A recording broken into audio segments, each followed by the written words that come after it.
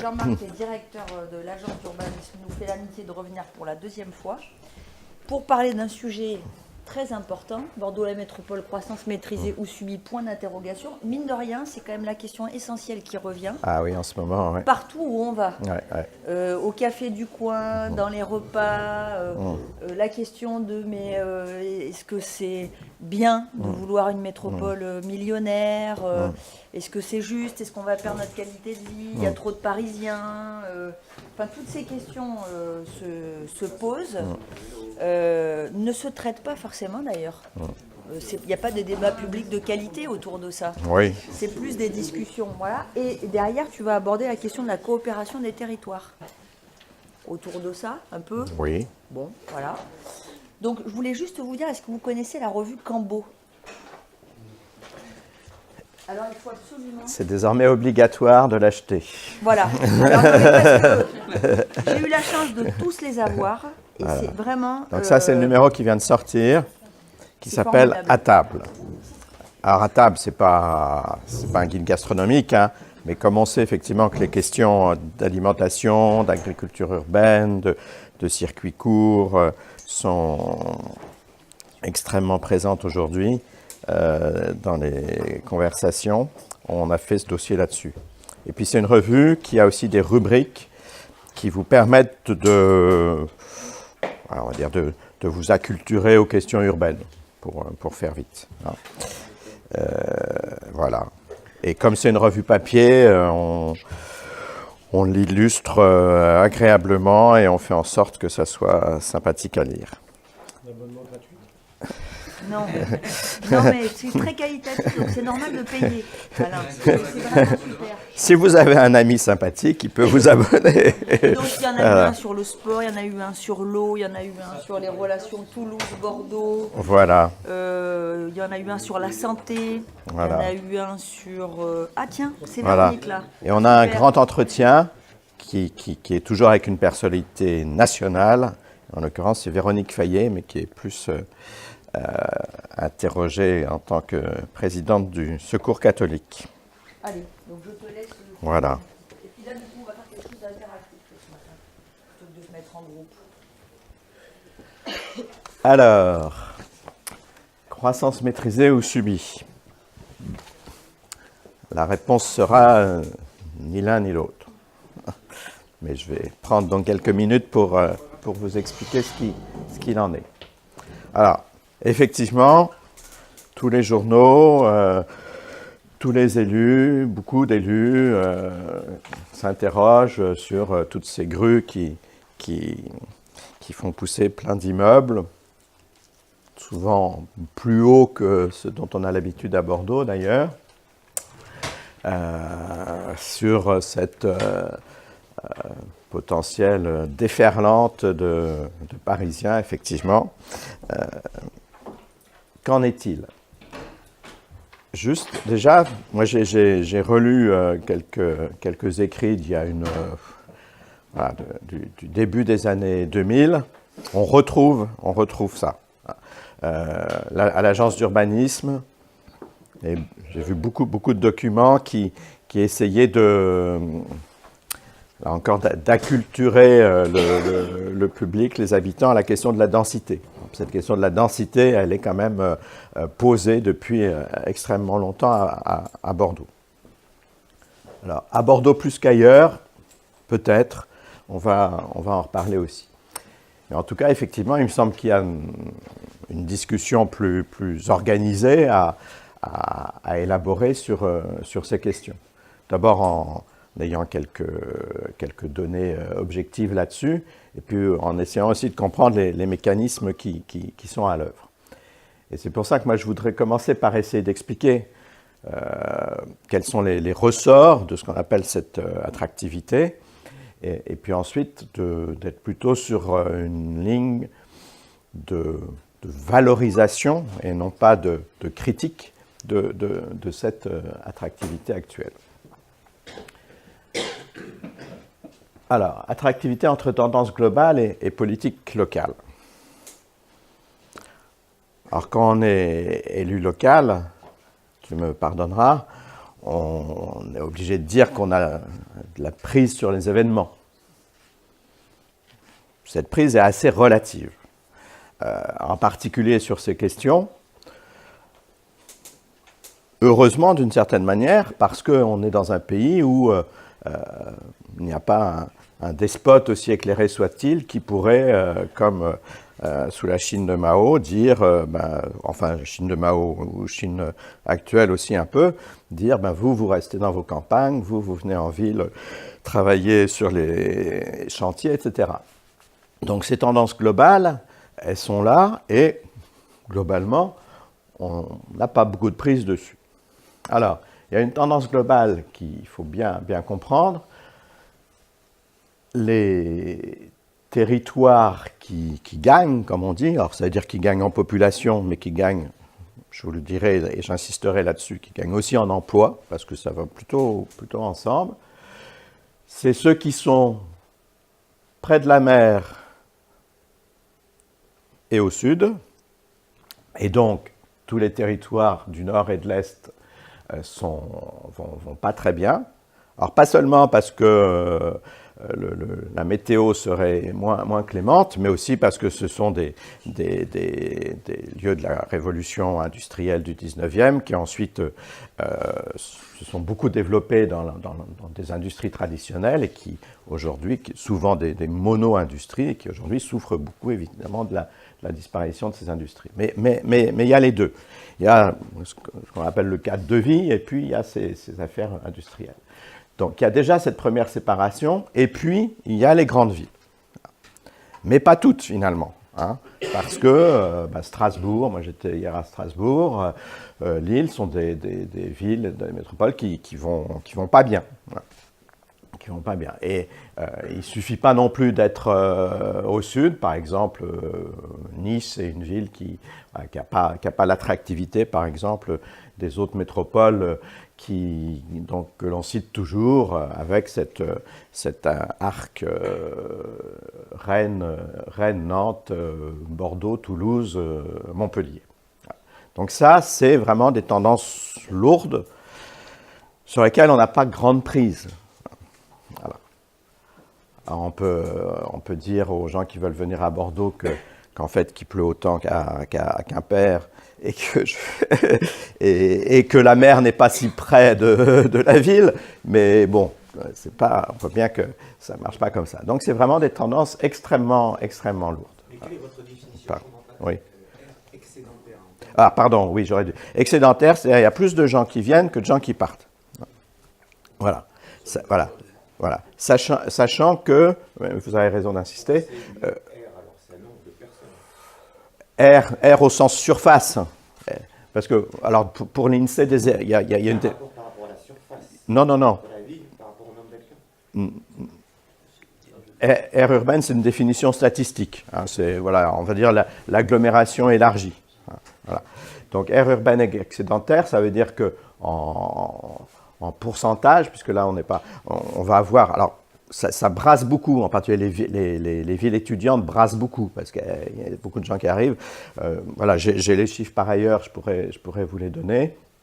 Mais on va dire que voilà, sur une année, il y a 70 000 personnes nouvelles qui vont arriver et 50 000 qui vont en ressortir. Voilà. Et donc, il y a un excédent de 20 000 qui reste sur place. Grosso modo, si on prend Bordeaux, on verra ensuite comment ça se distingue. Bordeaux, la communauté urbaine, le département, on est sur une croissance démographique qui est à peu près le double de la croissance moyenne française. Et là, alors, ce qu'on voit, que je voulais vous montrer, qui est intéressant, à gauche, on est plutôt sur les populations et on retrouve nos métropoles qui gagnent. Et vous voyez, alors on pourrait reparler de Paris qui est très, très spécifique, mais je vous disais, Lille, Strasbourg, Marseille, Nice, qui, bien que grandes villes, ne vont pas forcément très bien. Donc le discours, les métropoles versus le reste du monde, ça marche pas si bien que ça. Voilà, il y a au moins deux paramètres à prendre en compte. Et ce que je tenais à vous montrer aussi, c'est la carte de droite, et j'y reviendrai, on voit que les emplois, finalement, suivent cette croissance. C'est-à-dire que les métropoles qui gagnent des habitants gagnent aussi des emplois. Je reviendrai lourdement là-dessus parce qu'on est souvent sur cette idée que on aurait un gâteau d'emplois fini et que les nouveaux arrivants viendraient piocher dans ce stock. Ce stock, il n'est pas fini et il se développe, au contraire. Mais je reviendrai sur ces mécanismes. Donc, ces affaires de démographie, c'est certes des effets d'amélioration du cadre de vie, d'exposition au monde, de mode, entre guillemets. Parfois, on dit, voilà, il y a eu la mode de Nantes et de Rennes à un moment, il y a eu celle de Toulouse, maintenant c'est autour de Bordeaux. Mais c'est aussi quand même beaucoup des tendances structurelles sur lesquelles c'est finalement chacun avec ses propres comportements qui crée une tendance collective, sur laquelle pas grand monde n'a vraiment de prise. Et c'est plutôt bien comme ça. Ça serait un peu curieux de se dire que dans une démocratie, il va y avoir un pouvoir suprême qui va imposer finalement aux gens de venir là ou là, ou de ne pas venir. Donc, voilà, plutôt une tendance lourde, structurelle, qui échappe aux politiques publiques. Pardonne-moi, Oui. aujourd'hui, les gens ont vraiment l'impression que, justement, la métropole millionnaire a été imposée. Voilà, alors tout à fait. Le pouvoir politique a créé absolument. quelque chose qui ne serait pas arrivé naturellement. Oui. Et pas du tout l'impression que ça aurait échappé au pouvoir politique. C'est quand même fortement ça. Oui, on le voit dans des écrits également d'élus ou de gens qui veulent se faire élire. Alors, le malentendu, c'est effectivement ce qui est de l'ordre du quiproquo. C'est un Juppé et Vincent Feltès, quand l'un était maire et l'autre président de la métropole, qui invente ce slogan vers la métropole millionnaire, vers le million d'habitants. Une petite remarque, en 1965, Chaban dit exactement la même chose. Il y a 1965. Alors, je pense que derrière ce slogan, qui s'est révélé ennuyeux parce qu'il n'a pas été compris, parce qu'il a effectivement pu faire croire qu'il y avait cette volonté de faire venir des gens à tout prix. Je pense qu'il y avait d'abord l'analyse de ce que je viens de dire, c'est que les gens arrivent et donc de facto, un jour ou l'autre, on ne sait pas quand, mais de facto, il y aura probablement 1 million d'habitants. Alors en plus, on laisse le doute, est-ce que c'est sur la métropole élargie ces histoires de périmètre sont assez redoutables. Je pense au numéro de Cambo. Vous avez dû lire que Bordeaux est la ville de France où il y a le plus de restaurants par habitant. Certes, mais c'est un biais statistique. C'est-à-dire si tout d'un coup Bordeaux annexait les communes périphériques, le ratio tomberait. Les restaurants, ils sont quand même grosso modo au centre de l'agglomération. Toulouse a autant de restaurants que Bordeaux. Simplement, comme la commune de Toulouse est plus grande, on a un ratio différent. Voilà, il faut se méfier un peu de ce genre de choses, mais je ferme ma parenthèse. Enfin, voilà. Donc, je pense qu'il y avait une analyse d'abord de cette idée que être plutôt dans les métropoles qui croissent et se développent, c'est bien.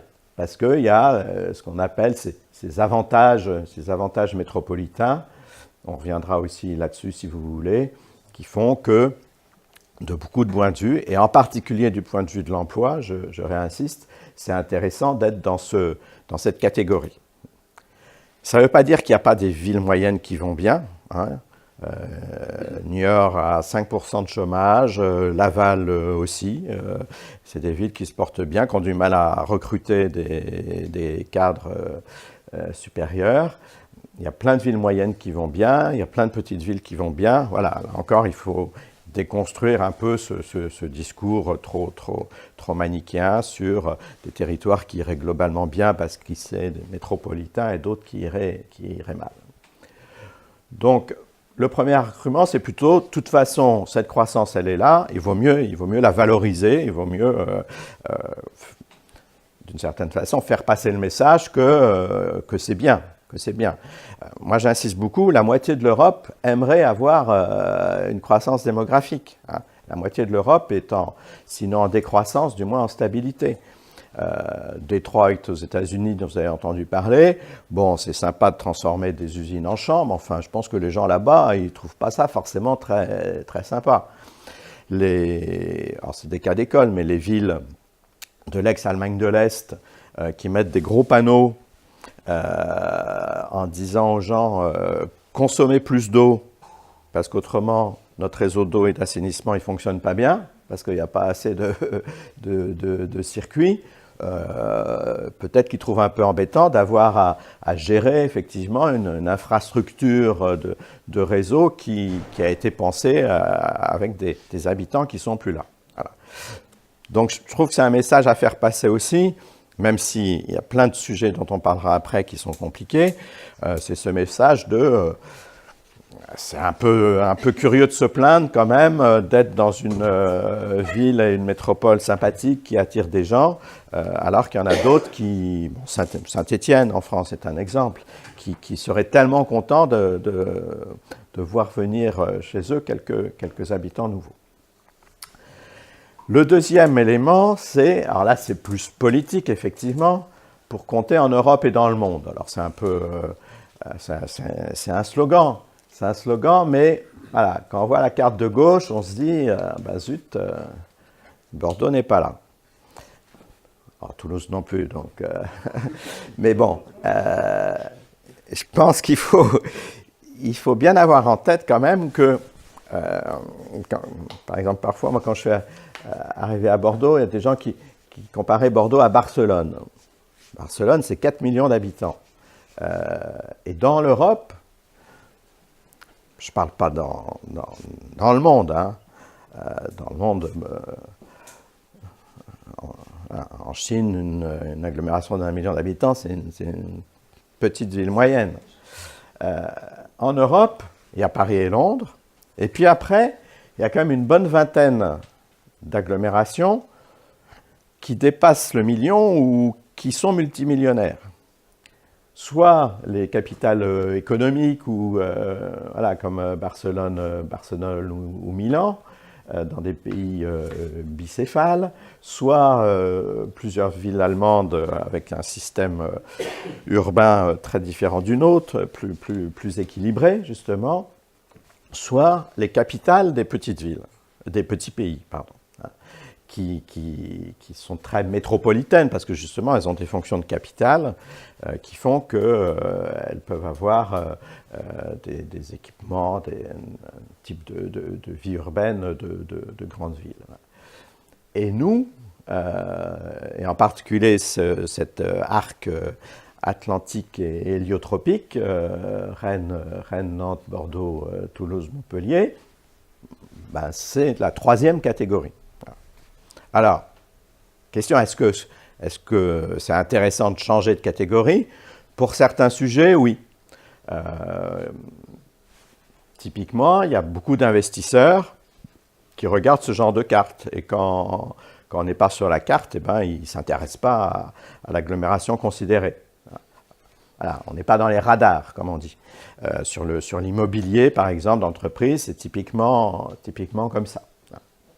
Bon. Encore, est-ce que c'est grave, pas grave, faut mesurer les choses, mais c'est pas anodin, même si c'est un cap symbolique, d'être dans une certaine tranche. Bon, on n'est pas concerné, mais quand Amazon cherchait un second siège social en Amérique du Nord, ils ont dit, alors, il nous faut une université, un réseau de transport qui marche bien, etc. Et évidemment, on est quand même dans une agglomération de plus d'1 million d'habitants. Voilà, ils avaient fixé ce seuil aussi. Voilà. J'insiste pas là-dessus, mais c'est pas juste un fantasme, si je puis dire, d'un chiffre miracle que d'être là-dessus. Alors ensuite, et j'y reviendrai, mais peut-être que finalement, évidemment, cette masse quantitative ne veut pas dire grand-chose. Il y a des petites villes comme Berne, Bâle, Zurich, qui sont très métropolitaines, très cosmopolites, très dans les flux internationaux. Il y a d'immenses grandes villes d'Afrique qui sont totalement repliées sur elles-mêmes. Le quantitatif ne fait pas tout, mais il fait un petit peu, en particulier par rapport à cette idée qui peut être discutée, mais qu'une bonne partie de l'économie contemporaine, appelons ça rapidement de l'économie de l'innovation, a besoin de la grande ville. Alors, elle a besoin de la grande ville d'abord parce que la grande ville est une assurance, à la fois pour les entreprises et pour les salariés, c'est-à-dire qu'ils ajustent plus facilement les offres et les demandes d'emploi. Hein. S'ils perdent leur boulot, ils en retrouvent plus facilement. C'est pour ça que tous les étudiants, beaucoup d'étudiants bordelais se retrouvent dans leur premier poste à Paris, en région parisienne. Puis après, ils appellent le directeur de l'agence pour dire « Ah là là, je veux revenir à Bordeaux, trouvez-moi du boulot ». Et la deuxième raison souvent invoquée, c'est que cette économie de l'innovation, alors c'est un peu caricatural, mais pas que, elle a besoin de croisement de compétences, d'hybridation, elle a besoin que, alors là je vais prendre un exemple local, mais que la jeune femme qui a inventé Caudalie, la fille des propriétaires de Smith-Olafite, rencontre le médecin qui lui dit « Mais vous savez, votre peau de raisin, c'est un truc génial, il ne faut pas l'acheter, faites-en autre chose ». Et ce genre de choses, il se passe évidemment plus facilement quand on est dans des grandes métropoles, outre le fait que ces gens, là encore on pourrait en discuter, mais en particulier ces catégories, ce que l'INSEE appelle ces emplois métropolitains, ils aiment bien un cadre de vie sympa. Voilà. Et qu'aujourd'hui, plus qu'hier en tout cas, c'est plutôt les entreprises qui suivent les salariés que les salariés qui suivent les entreprises. En tout cas pour ce type de salariés. Et comme c'est ce type de salarié, là encore, pour de bonnes ou de mauvaises raisons, qui est plutôt, faut plus dire premier de cordée, mais qui est plutôt quand même moteur de l'innovation et de l'économie, c'est comme ça que ça se passe. Sachant, j'y reviendrai aussi, qu'aujourd'hui, l'économie française, c'est 2/3 d'emplois présentiels ou résidentiels. Hein, c'est-à-dire qui sont juste liés aux gens qui sont là, qui ne sont pas dans la sphère productive stricto sensu. Ça compte beaucoup, ça aussi. Voilà, donc ce slogan « Vers la métropole millionnaire », alors moi je fais mon analyse, mais c'était à la fois acté du fait que les gens arrivaient, donc dès lors qu'ils arrivaient, il fallait mieux se dire que ça valait le coup d'être dans cette situation, et puis qu'il y avait malgré tout un certain intérêt à grossir. Alors, c'est l'histoire de la ville à taille humaine, à grossir jusqu'où, avantages, inconvénients, j'y reviendrai aussi. Oui. Alors, une fois qu'on a dit ça, est-ce qu'il faut être malthusien au sens premier du terme et de M. Malthus et de dire les ressources ne sont pas inépuisables, donc on arrête de faire croître la population. C'est une question qui reste intéressante, en particulier pour les questions environnementales d'ailleurs, hein, puisqu'on est effectivement parfois sur des ressources épuisables. Hein. Qu'est-ce qu'il en est sur ce qui fait beaucoup parler les gens, la mobilité, l'emploi, l'immobilier, la qualité de vie? Sur l'emploi, j'ai commencé à aborder le sujet. À la fois, je dirais, l'analyse théorique et les statistiques empiriques démontrent que c'est bien dans ces villes où il y a cette croissance démographique qu'il y a aussi fabrication d'emplois. Et donc, on n'a pas à raisonner sur un stock d'emplois qui serait déterminé, mais que les emplois disponibles augmentent. Alors, ils augmentent pour 3 raisons. D'abord, comme je le disais, parce que 2/3 des emplois sont des emplois présentiels. Hein. Donc, grosso modo, 10 personnes arrivent à Bordeaux, et ben, ça va créer, je simplifie à l'extrême, mais ça va créer des emplois dans public ou privé. Hein. Des emplois publics dans les écoles et les crèches, des emplois privés dans la restauration et dans tout cette grande sphère d'emploi qu'on appelle donc résidentiel ou présentiel, mais qui est directement liée à la présence d'un certain nombre d'habitants sur le territoire. Ça, c'est le premier point. Le deuxième point, c'est qu'il y a des gens qui ont la bonne idée d'arriver avec leur emploi. Hein. C'est le fameux graphiste parisien qui peut, de toute façon, travailler chez lui et donc peut aussi bien travailler à Darwin que dans le Marais à Paris. Et donc, il trouve que c'est plus sympa à Darwin. Il arrive avec son emploi, il a des clients nationaux, voire internationaux. Et puis, le troisième mécanisme, c'est celui dont je vous parlais à propos de ces emplois métropolitains, c'est que le fait de grandir, le fait d'avoir une université qui marche bien, le fait d'avoir un écosystème d'innovation, va permettre à des entreprises qui n'avaient pas forcément Bordeaux dans leur radar d'y venir de façon volontariste. Bon, c'est ce qui se passe un peu, mais ça se passe aussi ailleurs, sur les jeux vidéo, sur le numérique, un peu sur la finance, puisqu'il y a une tradition financière à Bordeaux liée au port. Voilà. Donc là-dessus, je trouve quand même que le raisonnement est assez solide. Hein, et que bon, alors il faut l'argumenter, le formaliser, le simplifier, mais ça me semble quand même difficile de dire tous ces gens qui viennent, ils nous piquent nos emplois. En revanche, et c'est un vrai sujet, par exemple, qui perturbe, qui préoccupe beaucoup les gens d'Euratlantique, qui le disent souvent, c'est le couple qui arrive, et puis y en a un qui arrive parce qu'il a trouvé du boulot, et l'autre, il ne trouve pas de boulot.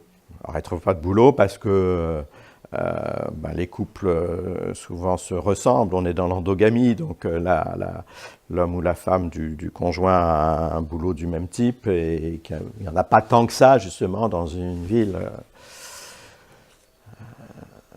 de cette taille. Et donc, pour ça qu'on va arriver, alors c'est quantitativement marginal, mais ça existe quand même, à des bilocalisations, Bordeaux-Paris.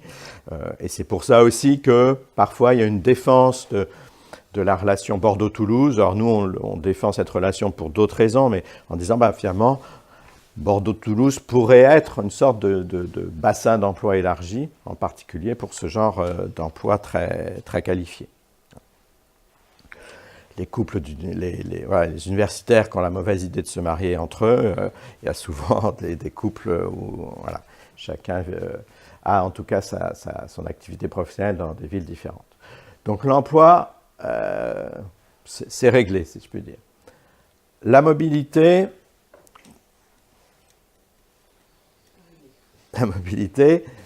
le discours positif là-dessus, c'est de dire plus de gens, ça peut permettre de changer de modèle, comme on dit. C'est-à-dire de passer d'un modèle de mobilité qui est plutôt un modèle petite ville, je parle pour la métropole, petite ville, c'est-à-dire on prend beaucoup la voiture, on ne marche pas beaucoup, pour faire vite, à un modèle grande ville, où on marche plus, on prend moins la voiture ou bien on la prend, alors là c'est un peu une nouveauté, dans la voiture non solo, comme on dit maintenant. On transforme la voiture en transport collectif d'une certaine manière. Et puis, on a éventuellement un peu plus d'argent pour poursuivre d'une manière ou d'une autre des investissements sur les transports collectifs et la voirie. Donc ça, le problème, alors c'est cohérent, hein, d'une certaine manière, mais c'est compliqué à expliquer, parce que de fait, à court terme, plus de monde, c'est effectivement quand même un peu plus de bouchons sur la rocade, et puis il y a un temps de transition à gérer. Et ça, pour moi, dans le monde contemporain, c'est une vraie question, c'est-à-dire comment on gère les transitions, comment on passe d'un modèle à un autre. Parce que si on voit le modèle vers lequel qu'on veut atteindre, encore faut-il décrire un peu précisément le chemin pour que les gens comprennent ce qu'on veut faire. C'est toute la difficulté des questions du stationnement dont on parlait, c'est-à-dire, je pense que les gens admettraient assez volontiers le système une fois qu'il est achevé, mais quand il faut avoir cette phase de transition qui peut durer longtemps, c'est plus compliqué. Enfin voilà, sur la mobilité, il y a ce discours qui doit trouver ses arguments et ses modes d'expression, mais qui me semble également intéressant. Sur l'immobilier, c'est trop long. Je vais faire une parenthèse, mais juste en disant deux choses. Mais parce que ça va un peu à l'encontre de ce qu'on voit. Par exemple, cette affaire du choc de l'offre. Le choc de l'offre, les spécialistes et moi, on considère que ça ne fera jamais baisser les prix, ça n'a jamais fait baisser les prix. Au contraire. Alors, par rapport à un mécanisme simple, l'immobilier, ce n'est pas la construction neuve. L'immobilier, c'est l'ancien. L'essentiel de l'immobilier, l'essentiel des transactions, elles sont dans l'ancien. Voilà. Et quand on laisse tranquille l'ancien, il ne bouge pas trop. Hein. Mais si évidemment, vous construisez plein de logements forcément plus chers que le marché, parce que non seulement il y a ces fameuses normes, mais comme effectivement, il y a de fait de l'attention sur le neuf, eh bien, l'immobilier neuf va entraîner l'immobilier ancien dans sa montée. Donc, paradoxalement, si vous ne construisez pas, mais il faut construire, bien sûr, si vous ne construisez pas, eh ben, on reste sur des prix d'immobilier ancien. Par ailleurs, mais vous l'avez peut-être vu aussi, par exemple, les prix des loyers augmentent aujourd'hui très peu en France. Et donc, pour le coup, là, on n'est pas du tout sur les politiques locales, on est à peine sur les politiques nationales.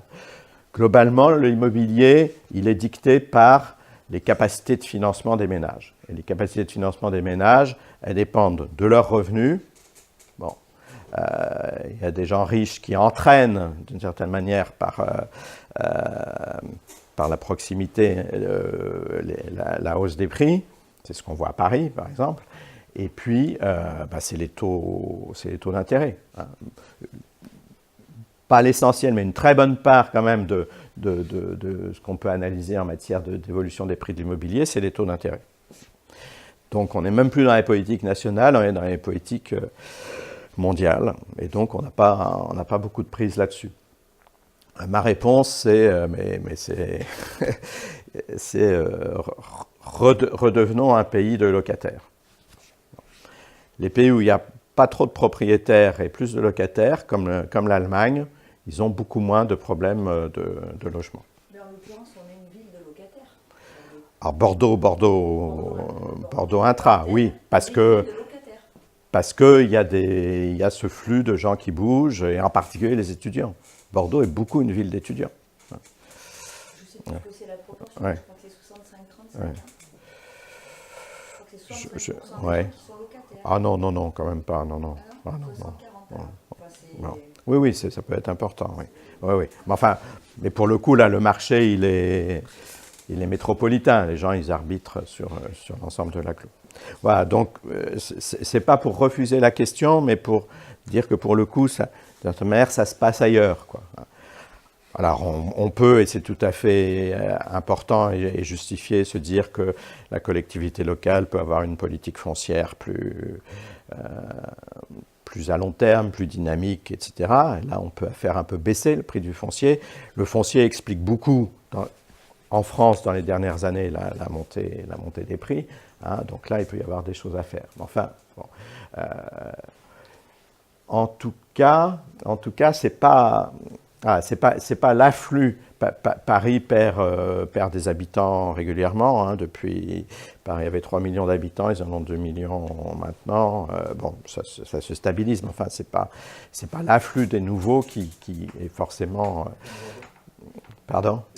Voilà. La qualité de vie.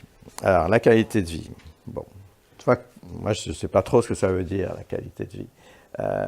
Mais il y a bien ce discours, s'il y a plus de monde, on perd en qualité de vie. Bon. Là-dessus, alors, voilà, là, je vais revenir. Qualité de vie, est-ce que c'est cadre de vie ? Souvent, on a cette mise en équivalence qualité de vie, cadre de vie. Moi, je m'amuse avec des étudiants à leur demander c'est quoi pour vous, compte tenu de votre sensibilité, une ville à taille humaine. C'est un vrai beau sujet. Tout arrive. On voit d'abord que les trajectoires personnelles sont extrêmement fortes dans la perception que chacun a de ce qu'est une ville à taille humaine, agréable. On voit qu'il y a des gens qui raisonnent. Par exemple, bon, non, j'y reviendrai plus loin. Mais enfin, en tout cas, qualité de vie. Moi, ce que je dis là parfois à des élus, c'est peut-être qu'il faudrait plutôt renverser la situation et dire, compte tenu du fait qu'on a plus de gens, comment est-ce qu'on peut améliorer la qualité de vie ? Parce que si on regarde le cadre de vie, on est entre Bordelais. Ah ben non, je suis enregistré, je ne veux pas le dire, mais on peut le dire quand même. Quand on sort des boulevards, une partie de la métropole bordelaise, elle fait quand même partie, elle est presque illustrative de ce que Télérama avait mis un jour dans sa couverture, c'est-à-dire la France moche, c'est-à-dire on a plein d'hypermarchés, voilà, on a plein de tissus pavillonnaires pas terribles, on a pas mal de friches, voilà. Donc il y a, je trouve dommage que parfois des élus ne se disent pas la ressource d'une population supplémentaire, c'est de la possibilité d'aménager, d'avoir des projets et donc d'améliorer la qualité de vie. Si la qualité de vie, c'est je suis chez moi et qu'on ne me dérange pas, c'est autre chose. Mais on n'a pas inventé les villes pour ça. On a inventé les villes pour être entouré d'autres gens et, si possible, en interaction avec les gens. Donc, je trouve que là, il y a une petite musique un peu pernicieuse qu'il faut, que dans mon boulot et à l'agence, on essaie un peu de contrer en disant la qualité de vie, elle est à améliorer. Hein, c'est pas parce que il y a effectivement une certaine douceur de vivre, on va dire, qui fait qu'on ne peut pas aller plus loin. Alors, l'autre versant de l'affaire, une fois qu'on a un peu expliqué ces évolutions structurelles, fait plus ou moins la part entre ce qui est de l'ordre de politique locale et de politique supralocale ou pas de politique du tout, la main invisible du marché, comme on dit, sur quoi est-ce qu'on peut jouer ? Et donc, je voudrais vous parler de deux choses. Ce qui est de l'ordre un peu justement d'équilibre démographique plus globaux, hein, en articulation avec ce qui se passe chez les voisins de Bordeaux. Et puis, cette fameuse affaire de la densification qui, à mon avis, me doit d'être un peu revisitée pour que justement les préoccupations ne se focalisent pas sur cette affaire de densification. Ça, j'ai repris, c'est quelque chose que l'agence d'urbanisme avait fait, mais il y a 15 ans, pour expliquer que la forme n'était pas forcément le bon critère pour comprendre la densité, puisqu'on pouvait avoir, comme au Grand Parc, des densités qui étaient pas franchement, qui étaient à peu près du même ordre que des tissus d'échoppe, par exemple. Voilà, mais je vais revenir là-dessus. Alors, le premier débat, c'est Bordeaux, la Cube Métropole, le département. J'en parle parce que c'est des débats, quand on fait le plan local d'urbanisme ou le schéma de cohérence territoriale, c'est ça l'essentiel des discussions. C'est où est-ce qu'on met les gens, hein. Et où est-ce qu'on met les gens, ça veut dire, ça se traduit un petit peu, mais ensuite, une fois de plus, comme je disais, les gens ils vont où ils veulent, par des ouvertures de zones à urbaniser, ou bien ce qu'on appelait avant des coefficients d'occupation des sols qui peuvent se croître ou se réduire. Alors, ayez en tête tout simplement,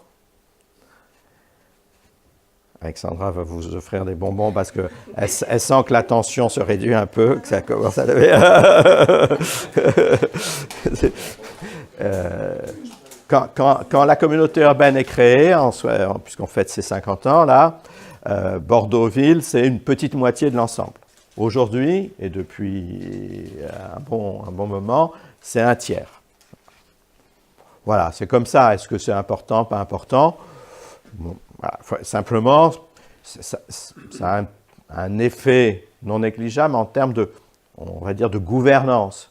Vous avez des métropoles dans lesquelles la ville-centre est démographiquement très majoritaire. Je sais pas, Nantes, Strasbourg, Toulouse. Voilà. Donc ça change un peu évidemment. Non, Lille, pour le coup, c'est tout petit, Lille. Ouais. La ville est toute petite. Ouais. Ouais. Strasbourg. Oui. Voilà. Donc évidemment, ça change un peu quand même les relations entre. Si on a une grande ville avec des petites communes, c'est pas comme si on a une ville-centre certes importante, mais avec 2 ou 3 agglos qui font 60 000 ou 70 000 habitants. Quand même, oui.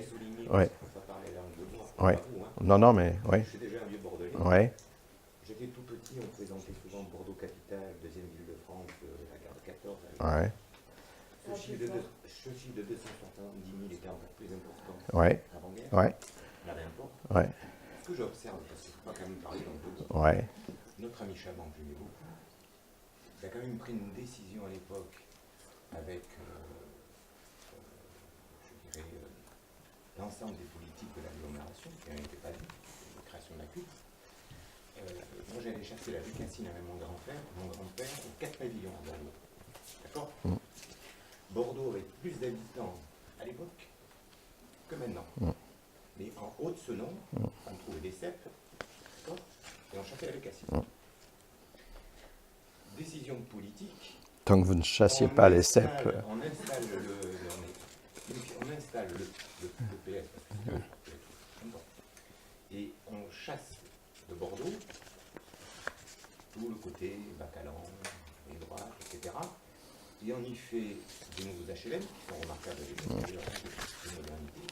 Et on crée des habitudes de la France moche, qu'ils appellent la France en bas, des pavillons, vous avez rêvé tout le monde, qui a fait marcher l'immobilier en croyant qu'en faisant un petit jardin de 200 mètres carrés avec une petite maison, qu'on avait construit 5 maisons, qu'on était arrivé au rêve du propriétaire, on était donc arrivé.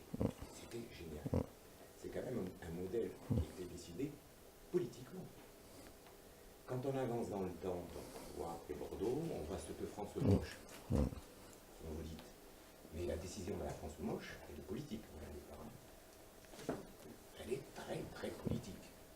Et si on va au bout du bout, le ratage qui n'est pas très vieux du Verdon, qui à mon sens, entre Toulouse, Airbus, etc., Bordeaux, qui est quand même, quand on parle de Bordeaux, on va toujours à Arcachon, le Pinard, à 50 km, vous avez un estuaire, vous auriez pu avoir un des plus grands ports d'Europe, et donc effectivement, avoir un espace économique de premier poids. On s'évertue à regarder uniquement ce million d'habitants dans un pseudo-cadre de vie tertiaire, etc., Pinard, etc.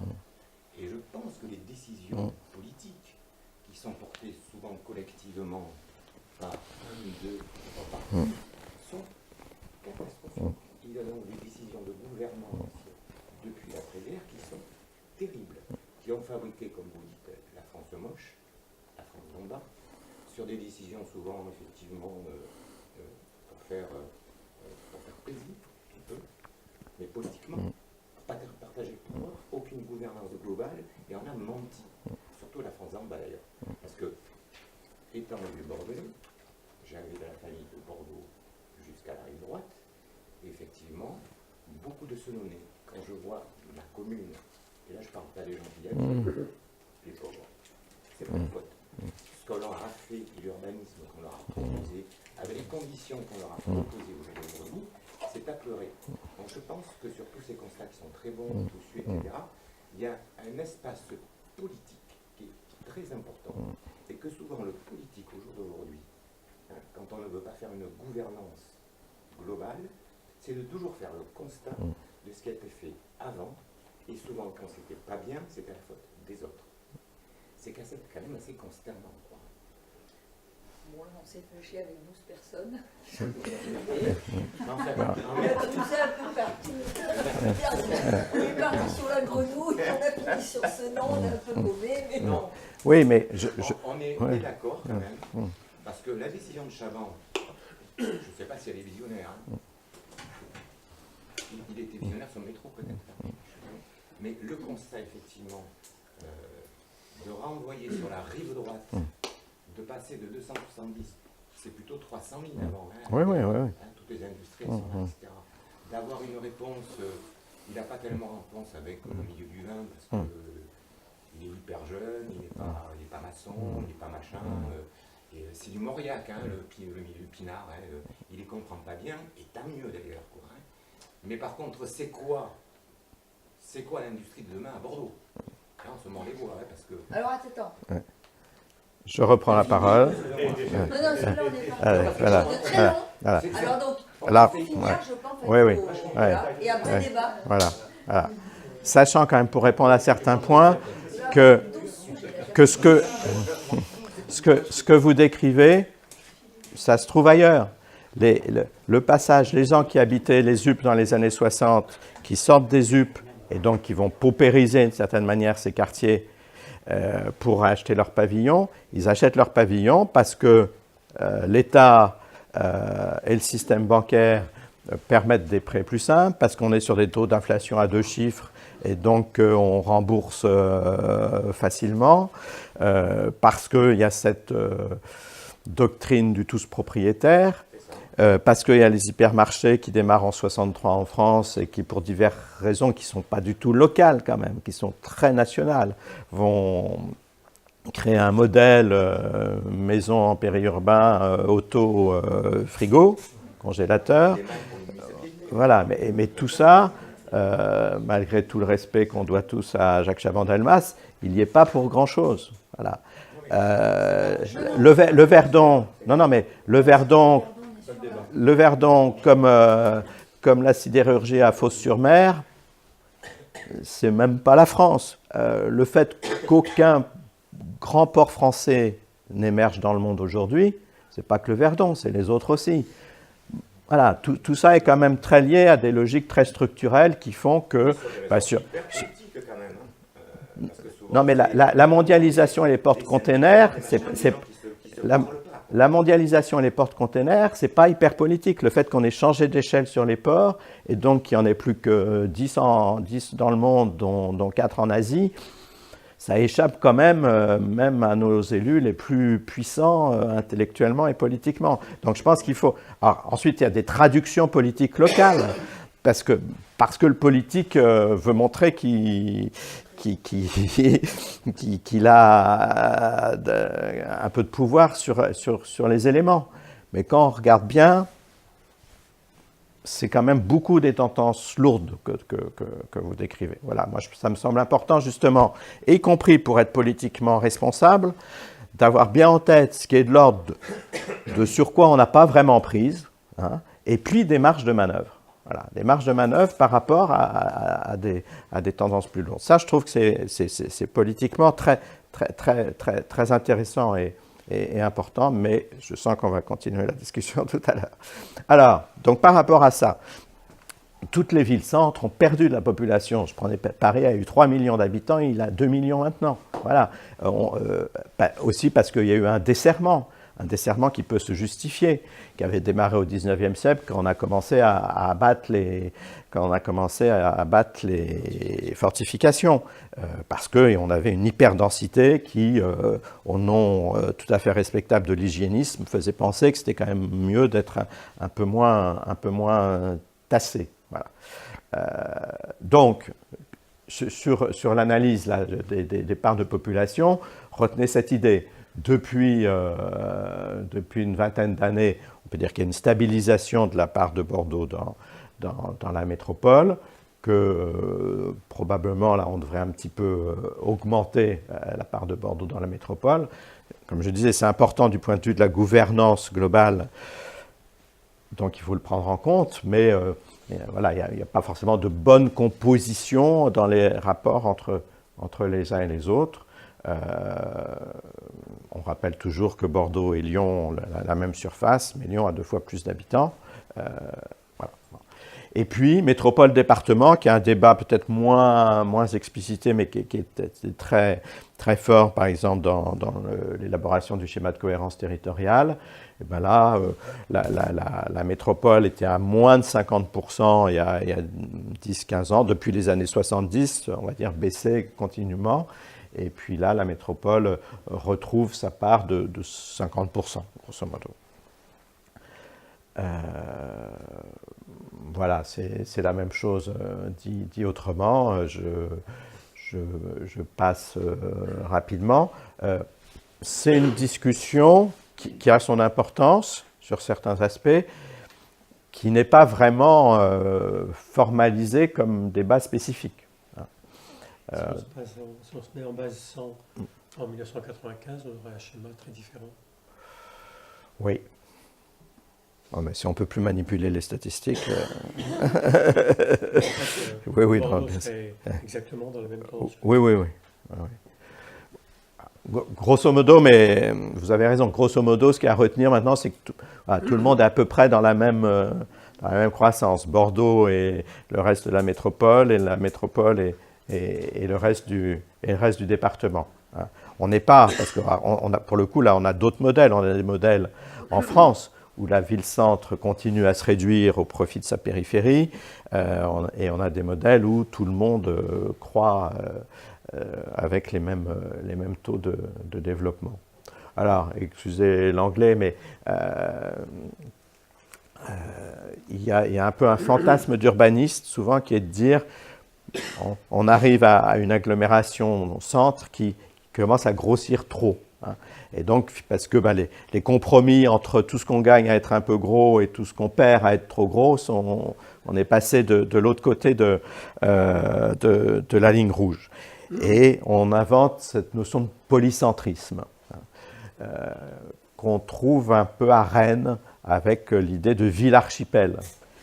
Une ville-centre, une agglomération centrale assez plus petite que Bordeaux, Toulouse ou Nantes, et puis des quartiers de l'agglomération, mais qui sont des petites villes, mais qui sont effectivement en archipel, au sens où on n'a pas une banlieue étalée entre les deux. Et ça peut marcher. Alors ça peut marcher si on arrive à avoir en particulier des documents de planification urbaine qui empêchent très fortement une urbanisation entre les deux, entre l'agglomération centre et les satellites.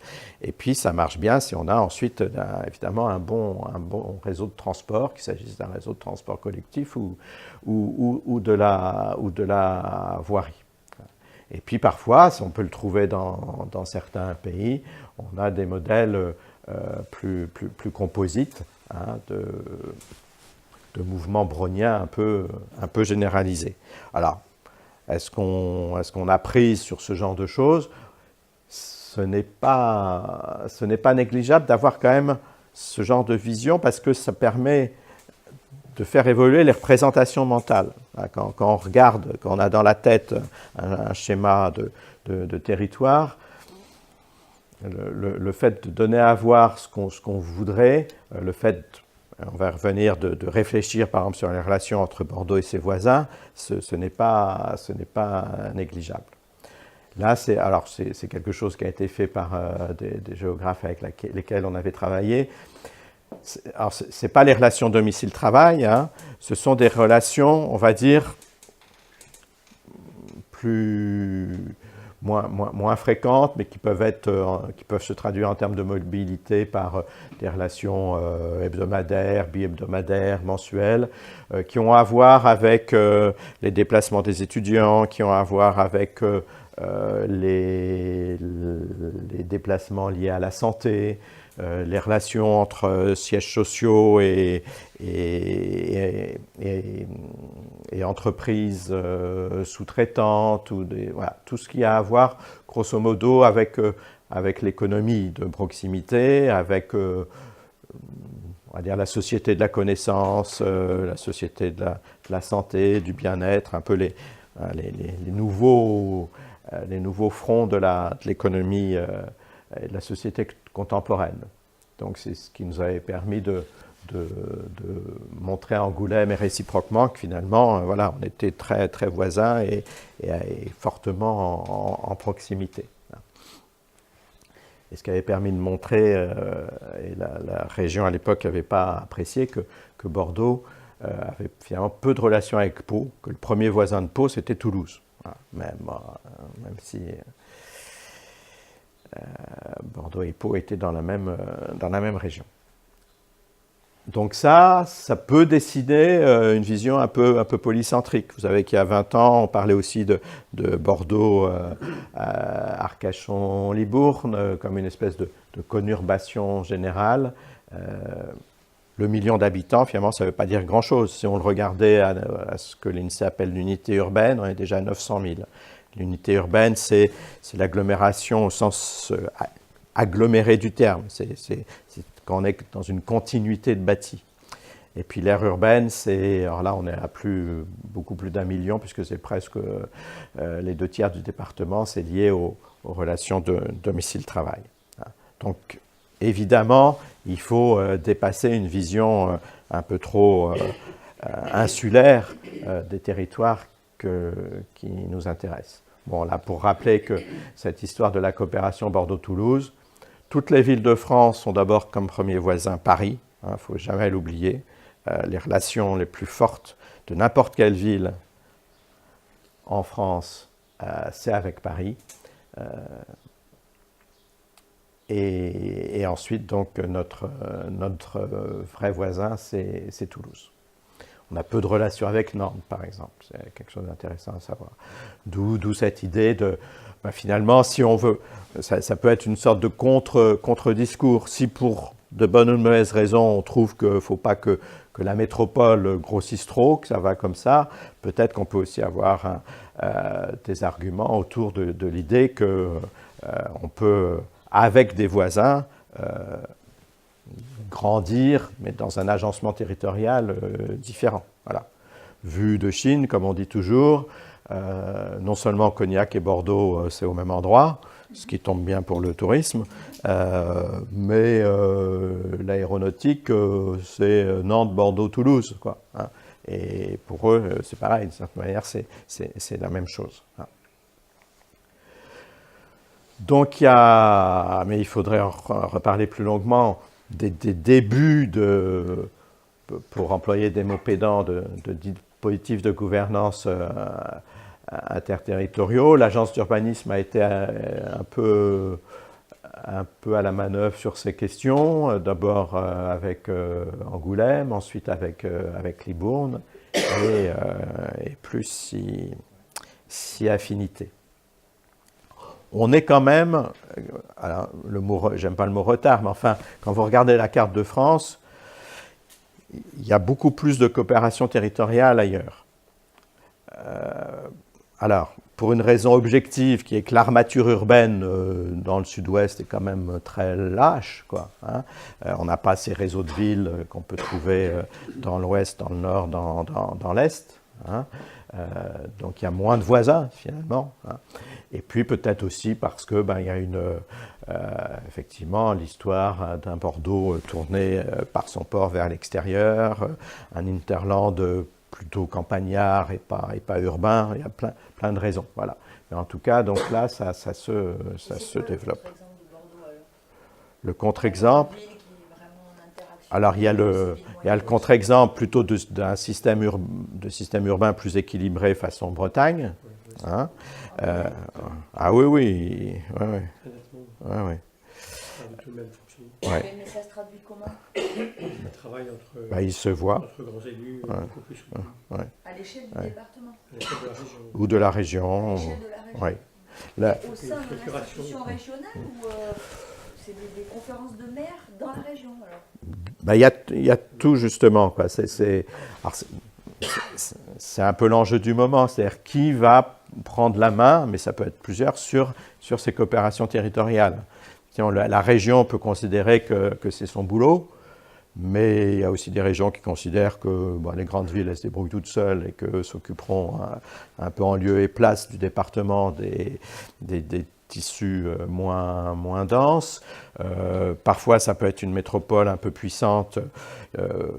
Par exemple, Lille Métropole joue assez bien ce rôle de mère-patrie, pour le coup, pour les autres agglomérations, y compris en transfrontalier. Donc, il y a des systèmes extrêmement différents suivant les cas. Parfois, il y a des bipôles qui sont un peu « je t'aime moi non plus », quoi, hein, Metz, Nancy, voilà.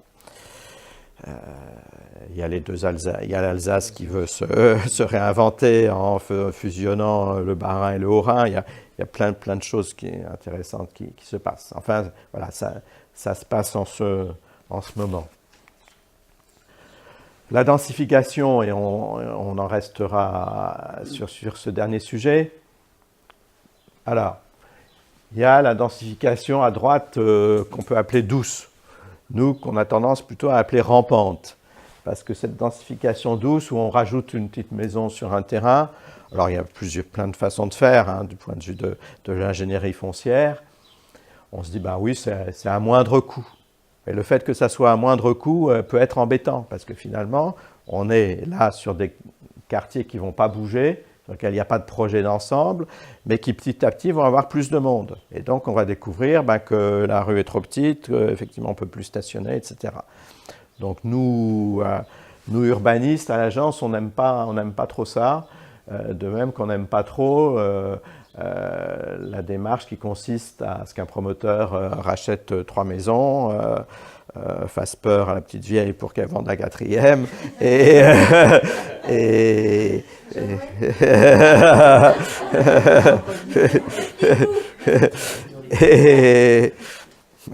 c'est pour ça que c'est des beaux jeunes hommes, hein, en général. Et donc, construisent une petite boîte à chaussures, R+2, avec 8 appartements. Et là encore, il y aura une densification au sens plus de monde, mais rien n'aura changé par ailleurs. Voilà. Et donc, nous, on veut que... Il y a plein de bonnes raisons de densifier, outre le fait qu'il y a des gens qui veulent venir, comme j'ai déjà dit, mais auquel cas, il faut positiver cet aspect et dire, ok, oui, on fait ça, mais si on fait ça, on revoit le réseau viaire, on rend vos rues plus sympathiques, et puis l'équipement qu'on attendait depuis un moment, on va pouvoir le faire parce qu'il y aura plus de clients. Il y a eu un moment, ça reste encore très à la mode, ces idées de maisons individuelles groupées, avec l'idée que 80% des Français veulent une maison individuelle, ce qui reste vrai, et que s'ils en voulaient, on allait leur en donner, mais comme les maisons individuelles dont on peut faire le tour, comme on dit, ça prend de la place, et donc cette idée de maison individuelle groupée, que Bordeaux et d'autres villes avaient inventé, Bordeaux avec les échoppes, hein, puisque c'est évidemment tout à fait ça. Moi, je trouve que ce n'est pas inintéressant dans certains tissus urbains. Et puis, il y a façon bassin à flot,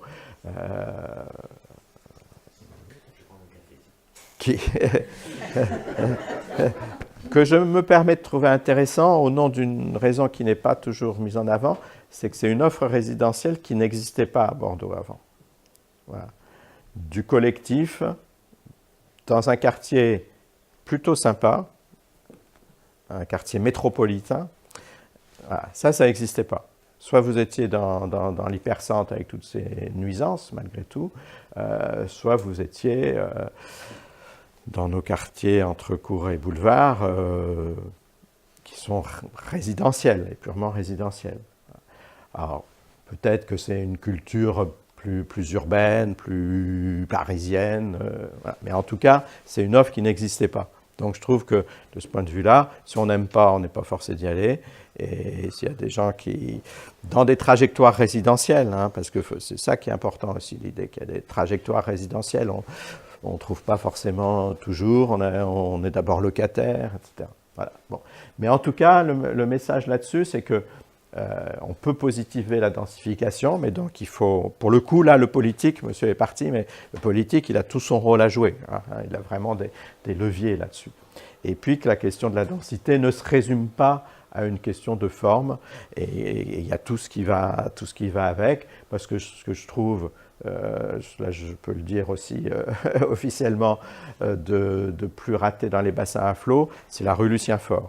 La rue Lucien-Faure, on en a fait un grand axe de circulation très automobile, hein, alors que ça aurait dû être un boulevard urbain réinventé, quoi. Alors qu'on est en train d'essayer de réinventer les boulevards du 19e, on fait là quelque chose qui n'est pas du tout urbain, hein. Et donc on aurait pu inventer quelque chose avec des trottoirs plus sympas, on aurait pu mettre des arbres qui protègent le piéton plutôt que les autobus, on aurait pu mettre des bancs non pas alignés pour regarder les voitures qui passent, mais d'un autre côté, voilà, il y a 1000 choses à faire. Et alors nous aussi à l'agence, on insiste beaucoup là-dessus. Les immeubles, ils sont ce qu'ils sont, mais la vie urbaine, c'est ce qui se passe entre les immeubles, hein. Et donc c'est la voirie, c'est les espaces publics, et là-dessus, les politiques ont de quoi faire, et il y a des marges de manœuvre quand même très, très fortes. Je suis beaucoup trop long. Une question, c'est, il y a la question à la grande échelle, est-ce que Arcachon, c'est la banlieue de Bordeaux ou pas? Est-ce que le bassin d'emploi des professions métropolitaines, c'est Bordeaux-Toulouse ou Bordeaux-Paris, ou les trois? Et puis, il y a une question autour de comment on pense les vides. Hein, c'est des vides qui sont très pleins, hein, comme les espaces publics, mais aussi ce qu'on ne construit pas. À quelle échelle on les pense? Est-ce qu'on les pense à l'échelle de la commune? C'est vrai qu'aujourd'hui, Bordeaux, on est dans le sentiment qu'il y avait beaucoup de friches industrielles, portuaires, naturelles, ferroviaires, et qu'on comble les friches, qu'on remplit les friches. Peut-être qu'il faut avoir une vision plus large et se dire, on parlait par exemple de Bordeaux-Nord, que Bordeaux-Nord, c'est un poumon, comme on dit, pour l'ensemble de l'agglomération. C'est pas la frontière de Bordeaux. Donc, il suffit. Suivant les cartes qu'on montre, beaucoup de choses se jouent dans la réflexion sur l'échelle des cartes. Voilà, alors, ville basse, etc., tous ces sujets sur lesquels on pourra discuter. Et puis, je voulais finir par ça, cette idée de ville à taille humaine. On voit bien beaucoup de communes de la périphérie qui se présentent comme villages urbains. Voilà, donc l'antagonisme le plus fort, on le trouve quand même à des gens qui disent voilà, moi j'habite Parempuire, je suis à la campagne, mais j'aimerais bien avoir le tramway en bas de chez moi. Ben non, on ne sait pas faire. On sait pas faire. Il y a des compromis qu'on sait trouver, c'est-à-dire avoir une ville nature, c'est-à-dire faire en sorte que tout le monde soit assez proche de la nature tout en étant dans une grande ville. On peut faire. Il y a des villes en France ou à l'étranger où la nature est probablement plus forte, plus présente qu'à Bordeaux, par exemple. Mais si on regarde l'agglomération bordelaise, la nature, on l'a. Donc, ce n'est pas forcément un sujet non plus. Voilà. Mais donc, il s'agit de trouver des compromis, et pas des compromis mous, mais d'inventer aussi, de créer des dispositifs spatiaux ou des modes de fonctionnement qui permettent parfois de faire les deux à la fois. Bon. Est-ce qu'on a ces services tout près de chez soi, ou est-ce qu'on a une partie des services en mobilité, hein? La ville à taille humaine, est-ce que c'est tout à pied? si c'est à vélo, déjà on va un peu plus loin, si c'est en transport collectif, encore plus loin. Apaisement, intensité, c'est sympa d'être tranquille pour dormir, mais si on trouve que tout de suite il y a trop de monde dès qu'il y a 10 personnes, c'est embêtant aussi. C'est aussi des cultures qui s'inventent. Intimité, urbanité. Pareil, l'intimité dans des logements, dans des pavillons où on entend son voisin. On peut inventer des immeubles collectifs où on ne voit pas son voisin se raser de l'autre côté de la rue. Tout ça n'est pas forcément lié à des produits spécifiques. C'est lié à des façons intelligentes de travailler. Et puis entre nature et service. Voilà, donc ma conclusion personnelle, pour le coup, c'est que, comme je vous l'ai dit, je pense que cette croissance, elle n'est pas maîtrisée au sens où elle est là. Elle est là parce qu'il y a des tendances structurelles, et elle est là parce qu'on est dans un pays où personne ne dicte les localisations et les trajectoires résidentielles, et c'est plutôt bien. Donc elle n'est pas maîtrisée. Je ne pense justement qu'il ne faut pas la subir et que le but du jeu, qui était un peu l'idée de la métropole millionnaire, de fait pas compris, c'est de non pas la subir, mais de la valoriser. De la valoriser parce que la qualité de vie, c'est pas juste je suis au fond d'un espace un peu mixte ville-campagne. Je pense que sur la périphérie de Bordeaux, on peut, avec de l'aménagement, avoir à la fois plus de bâti et plus de nature. On pourrait dire que c'est antagonique, mais compte tenu de la générosité, si on veut envoyer un mot positif, de l'espace dans ces territoires, on peut faire les deux à la fois. La ville sensible, ce qu'on appelle ce qu'on retient d'une ville, quand on est touriste à l'étranger, ce qu'on retient d'une ville, c'est peut-être quelques bâtiments, mais c'est beaucoup des ambiances. C'est la trame de la voirie, c'est les bruits, les odeurs, la manière de marcher sur le trottoir, tout ça, c'est la ville sensible et qui...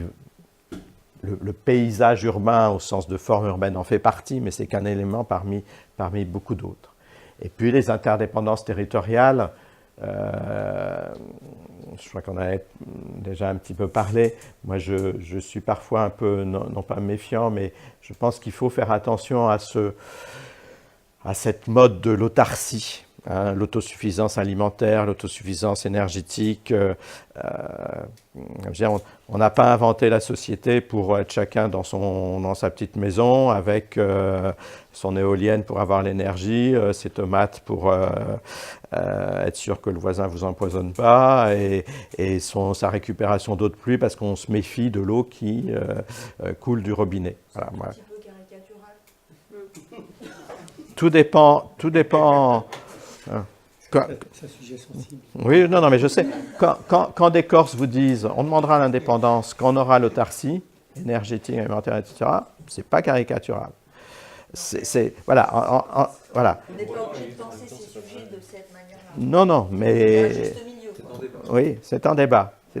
Sachant que elle me force à répondre. Sachant que, par exemple, il y a beaucoup de circuits courts qui sont, en termes d'empreinte écologique, extrêmement négatifs. C'est parfois beaucoup plus vertueux d'avoir un gros container bien rempli qui fait 200-300 km plutôt que 100 petites camionnettes qui font 10 km. Et en tout cas, il n'y a pas de territoire a priori pour lequel on pourrait dire il faut que là, ça soit autarcique. Qu'on se dise dans le Grand Sud-Ouest, une bonne part d'autarcie alimentaire, ça doit être possible. L'Aquitaine, c'est le potager de la France, donc évidemment. Voilà, sur les questions énergétiques, c'est plus compliqué. En tout cas, disons que les réseaux de solidarité, au sens le plus générique du terme, qui avaient été organisés par les grands réseaux techniques, voilà, il faut pas les abandonner, même s'il y a 1000 façons de valoriser des ressources locales. Je trouve aujourd'hui, moi, intéressant en tout cas de dire des autarcies, des autosuffisances peut-être. C'est pas très grave, je m'étais engueulé avec le directeur de la nature de la communauté urbaine de ce point de vue-là, c'est pas très grave de n'avoir qu'1 jour d'autarcie alimentaire sur la métropole bordelaise. A priori, les barbares ne sont pas aux portes de la ville et on pourra continuer à être alimenté. Je trouve que c'est plus intéressant de réfléchir les interdépendances territoriales qui permettent d'être plus collectivement à l'aise sur des échanges de ressources. Voilà. Et voilà. Et c'est fini, j'ai été 1000 fois trop long.